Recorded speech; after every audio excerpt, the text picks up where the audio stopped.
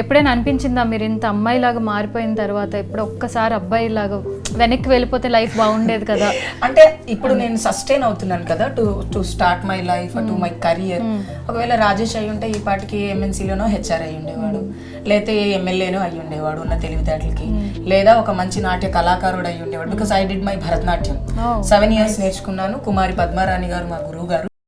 And సంగీతం కూడా తనే నేర్పించారు నాకు. సంగీతం నేర్పడానికి కారణం ఏంటి అంటే నేను డాన్స్ చేసేటప్పుడు ఫ్యూచర్లో ఎవరు పాట పాడినా, ఎవరు తాళం కొట్టినా, ఎటువంటి పాట పెట్టినా నువ్వు డాన్స్ చేసేలా ఉండాలి రాజేష్ అని చెప్పి నాకు డాన్స్ నేర్పించాను. అందరికీ 1 hour చెప్తే నాకు 6 hours చెప్పేవాళ్ళు తను, లైక్ ఎక్స్ప్రెషన్స్తో సహా. అలా అప్పుడు నేర్చుకున్నాను. సో ఇప్పుడు అనిపిస్తుంది ఒకవేళ సంగీతం టీచర్ అయ్యి ఉంటే, అట్లీస్ట్ భరతనాట్యం టీచర్ అయ్యి ఉంటే ఈ పాటికి ఒక 100 మంది స్టూడెంట్స్ని తయారు చేసేదాన్ని. రాజేష్గా ఉండడానికి అప్పుడు ఏం చేయలేకపోయాను.